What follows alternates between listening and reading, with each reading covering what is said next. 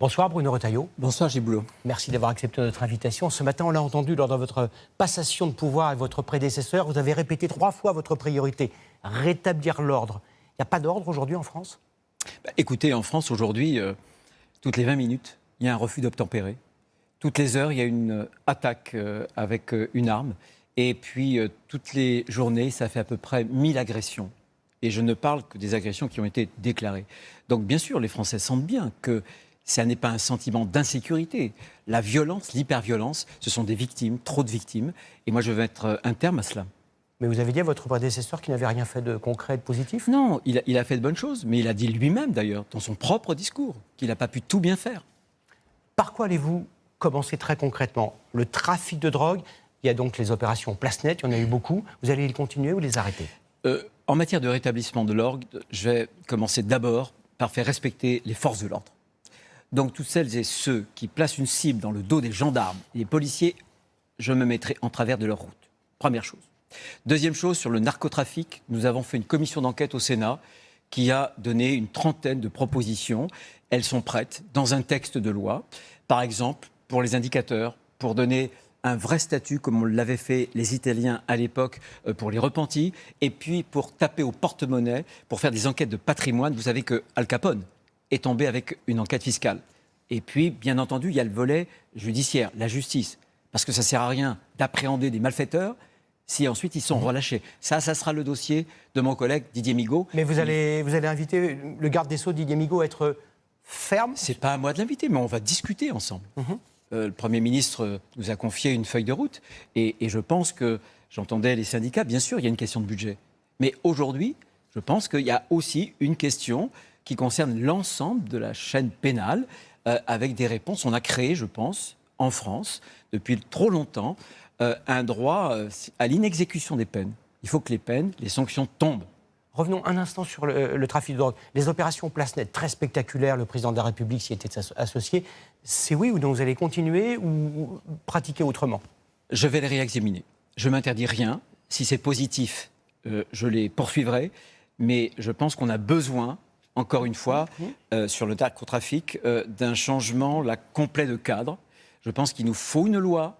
Et vous savez, le narcotrafic, c'est 3 à 6 milliards d'euros par an. C'est énorme. C'est en train de gangréner. Il y a des coins, il y a vraiment des territoires perdus de la République.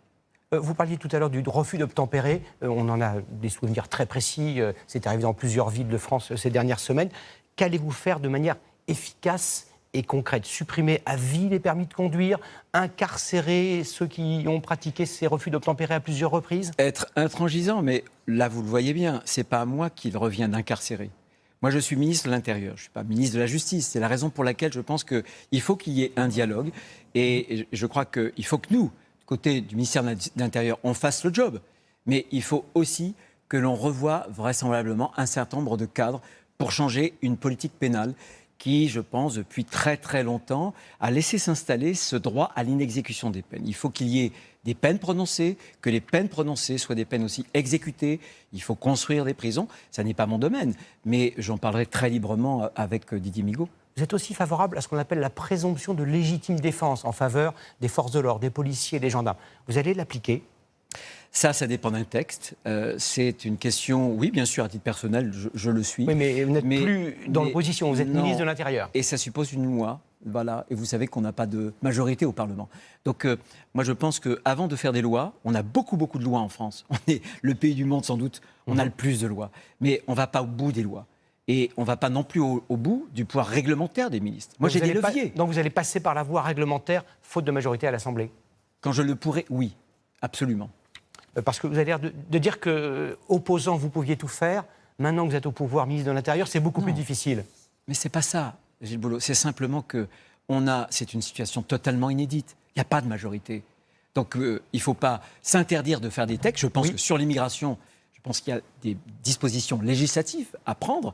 Mais sur l'immigration, regardez, je vais réunir dans quelques jours les 10 préfets des 10 départements où il y a le plus de désordre migratoire pour leur demander déjà d'expulser plus, de régulariser moins, et ils me diront aussi quels sont les trous dans la raquette. Mais vous avez été très disert, très critique sur la politique d'immigration des précédents gouvernements. Vous, qu'allez-vous faire dans les semaines et les mois à venir ? 3 choses. La première, je viens de vous la donner. utiliser mon pouvoir réglementaire pour aller au bout de ce que l'on peut faire, pour voir avec les préfets, parce qu'on a changé une loi.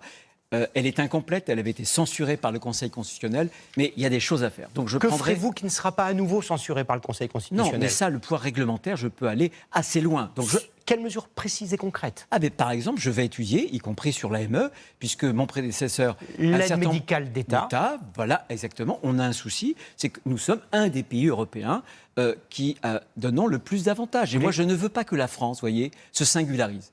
Que la France soit le pays le plus attractif d'Europe pour un certain nombre de prestations sociales, d'accès aux soins. Donc vous la réformez ou vous la supprimez?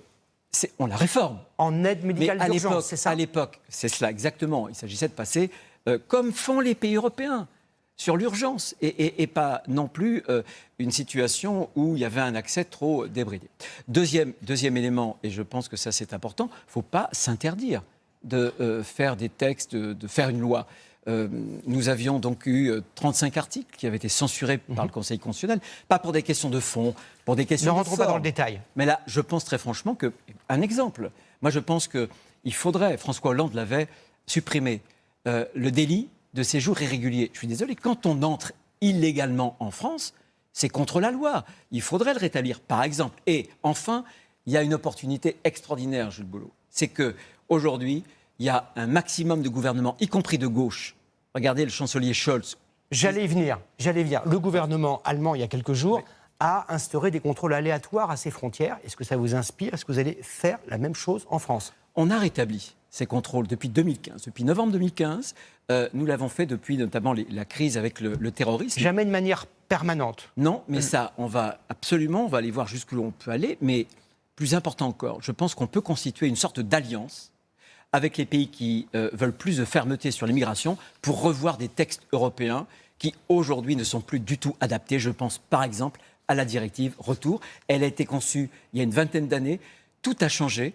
Et parce que tout a changé, il faut aussi changer les règles européennes. Lorsque vous étiez dans l'opposition, c'était hier, vous avez accusé à maintes reprises les gouvernements d'Emmanuel Macron de ne pas appliquer les OQTF, les obligations de quitter le territoire. On le rappelle, seuls 7% aujourd'hui sont appliqués.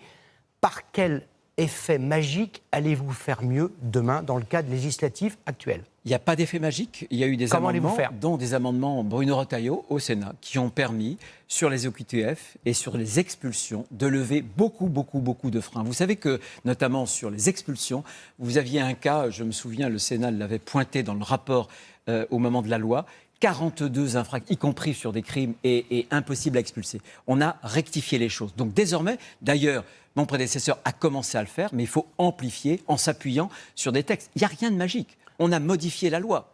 Un point très précis. La France et l'Algérie sont liées depuis 1968 par un accord qui permet, pour simplifier les choses, à des ressortissants algériens de venir plus facilement en France que s'ils étaient d'autres pays. Certains, à droite, par exemple Édouard Philippe, veulent revenir sur cet accord. Est-ce que c'est aussi votre position? Ah, c'est ma position. Est-ce que vous allez le faire? C'est ma position. Est-ce que vous allez le faire? Mais je ne suis pas ministre des Affaires étrangères. Mais ce que vous dites là est fondamental. Pourquoi est-ce que l'Italie, actuellement, a jugulé pratiquement les 2/3 de ces flux, notamment en matière d'immigration irrégulière? Parce qu'il y a eu des accords avec la Tunisie, avec l'Égypte. Je pense qu'il faudrait qu'on ait des accords avec le Maroc. On voit bien que les flux sont en train de s'orienter du côté de la Méditerranée vers l'Italie, qui est beaucoup plus souple, si j'ose dire. Eh bien, je pense que ça, c'est une voie d'amélioration. Faire des accords avec les pays du Maghreb pour qu'il puisse y avoir une rétention de l'immigration. C'est fondamental. C'est une des voies d'amélioration, je pense, principales. Vous allez faire pression et payer de votre personne? Vous allez aller en Algérie pour négocier avec le gouvernement algérien? Je me déplacerai aussi en Europe. Je compte bien aller voir mes collègues, notamment européens, pour comparer nos législations. J'ai un objectif. Parce que comme des millions de Français, je pense que l'immigration massive, ça n'est pas une chance pour la France. Et ça n'est même pas une chance pour ces migrants qu'on envoie parfois périr en pleine mer.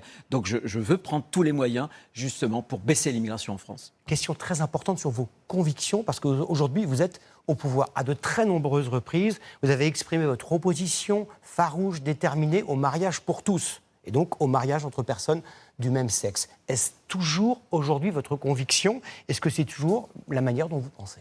Mais moi, j'ai des convictions. Je pense que l'honneur de la politique, c'est d'avoir des convictions. La loi, elle est passée. Et vous le voyez, regrettez? Mais non, elle est passée, elle doit être appliquée. Ce qui est fabuleux, c'est très français. Ce débat-là, il n'est pas du tout à la hauteur du moment que nous traversons. on est en train de rejouer la bataille du passé en oubliant les urgences du présent.